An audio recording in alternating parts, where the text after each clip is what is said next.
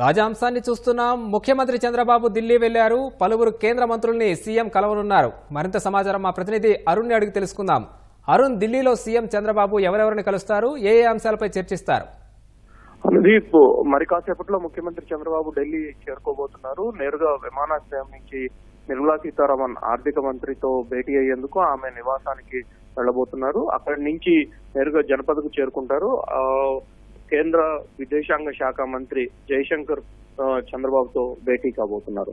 ప్రధానంగా ఇప్పటి వరకు ఉన్నటువంటి సమాచారం ప్రకారం అయితే చంద్రబాబు సిఆర్ పాటిల్, కేంద్ర జలశక్తి శాఖ మంత్రి సిఆర్ పాటిల్, కేంద్ర ఆర్థిక శాఖ మంత్రి నిర్మలా సీతారామన్, మరో ఇద్దరు మంత్రులకు సంబంధించినటువంటి కేంద్ర హోంమంత్రి అమిత్ షాలతో భేటీ అయ్యేందుకు సమయం కోరారు. అయితే ఇప్పటి వరకు ఉన్నటువంటి సమాచారం ప్రకారం అయితే సాయంత్రం 5 గంటలకు నిర్మలా సీతారామన్ సమయం ఇచ్చారు. అయితే ఆయన రావడం కొంత ఆలస్యం అవుతున్నటువంటి నేపథ్యంలో విమానాశ్రయం నుంచి నేరుగా చంద్రబాబు నిర్మలా సీతారామన్ నివాసానికి చేరుకుని ఆమెతో భేటీ అయ్యి రాష్ట్రానికి సంబంధించినటువంటి ఆర్థిక పరమైనటువంటి విషయాలు, జిఎస్టీ సంబంధించినటువంటి వ్యవహారాలు, ఇటీవల కేంద్ర ప్రభుత్వం నుంచి ప్రతిపాదించినటువంటి రోడ్ల నిర్మాణానికి, అదేవిధంగా వివిధ అభివృద్ధి కార్యక్రమాలకు సంబంధించినటువంటి విషయంలో కేంద్ర ప్రభుత్వం పూర్తి స్థాయిలో నిధులు భరించడానికి సిద్ధమైంది. ఆ నేపథ్యంలో జిఎస్టీ చెల్లింపులకు సంబంధించిన విషయంలో కానీ మిగతా కొన్ని మినహాయింపులు కావాలి అని చెప్పని కేంద్ర నుంచి పలు శాఖలు రాష్ట్రం నుంచి మినహాయింపులు కోరుతూ లేఖలు రాయడం జరిగింది. వాటికి సంబంధించినటువంటి విషయాలపైన కూడా చర్చించడానికి ఆస్కారం కనిపిస్తోంది. దాంతో పాటుగా 2 రోజుల క్రితం రాష్ట్ర అసెంబ్లీలో బడ్జెట్ ప్రవేశపెట్టడం జరిగింది. బడ్జెట్ కు సంబంధించినటువంటి చర్చలో భాగంగా బడ్జెట్ రూపకల్పన సందర్భంలో గత 5 ఏళ్లలో జరిగినటువంటి ఆర్థిక విధ్వంసానికి, ఆర్థిక పరమైనటువంటి వ్యవహారాలకు ఏ అంశాలు చోటు చేసుకున్నాయి, ఏ విధమైనటువంటి విషయాలు దీంట్లో చోటు చేసుకున్నాయి, అప్పుల పాలైనటువంటి విధానం ఏంటి, దాంతోపాటు ఇప్పటి వరకు కాగ్కి అందించినటువంటి లెక్కలు, కాగ్ పరిశీలనలోకి వచ్చినటువంటి వివరాలు, వీటి సందర్భంగా రాష్ట్రం ఉన్నటువంటి ఆర్థిక పరిస్థితి, వీటితో పాటు ఇటీవల అమరావతికి 15,000 కోట్లు మంజూరు చేసేందుకు ప్రపంచ ఆర్థిక సంస్థలైనటువంటి ప్రపంచ బ్యాంకు, అదేవిధంగా ఏషియన్ డెవలప్మెంట్ బ్యాంకు ఇద్దరు అంగీకారం తెలుపుతూ బోర్డు నిర్ణయం కోసం వేచి చూస్తున్నటువంటి పరిస్థితి ఉన్నాయి. వాటికి సంబంధించినటువంటి వివరాలు, అదేవిధంగా పోలవరం నిర్మాణానికి ఈ నెలలోనే నవంబర్ నెలాఖరికి ఎట్టి పరిస్థితుల్లో పనులు ప్రారంభించాలని చెప్పి ఇప్పటికే నిర్ణయించారు. అందుకు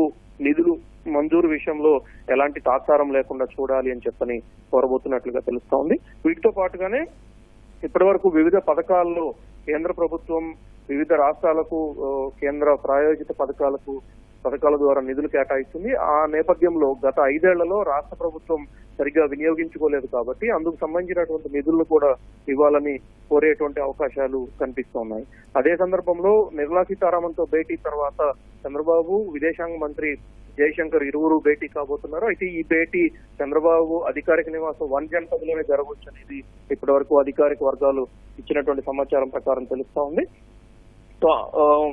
ప్రస్తుతం విదేశాల్లో ఉన్నటువంటి పరిస్థితి, కెనడాలో చోటు చేసుకున్నటువంటి పరిణామాలు, అక్కడి భారతీయ విద్యార్థులు పడుతున్నటువంటి ఇబ్బందులు, వాటితో పాటుగా పలు గల్ఫ్ దేశాల్లో ఆంధ్రప్రదేశ్ కి సంబంధించి ఉత్తరాంధ్ర, అదేవిధంగా రాయలసీమ ప్రాంతాలకు చెందినటువంటి పలువురు ఇబ్బందులు పడుతున్నారు. వారిని తీసుకొచ్చేందుకు ప్రత్యేకమైనటువంటి చర్యలు తీసుకోవాలని, అదే సందర్భంలో ద్వైపాక్షిక చర్చలలో వాటికి సంబంధించినటువంటి అంశాలను ప్రత్యేకంగా జోడించాలని చెప్పి కోరటానికి ఆస్కారం కనిపిస్తా ఉంది. దీంతో పాటుగా పలు దేశాలకు సంబంధించినటువంటి ఎంబసీ కాన్సులేట్లను విజయవాడ అంటే అమరావతి రాజధానిలో ఏర్పాటు చేసేందుకు ఉన్నటువంటి అవకాశాలు, వాటికి అనుగుణంగా కేంద్ర విదేశాంగ శాఖ కూడా చర్యలు చేపట్టాలని కోరటానికి ఆస్కారం ఉన్నట్లుగా కనిపిస్తోంది.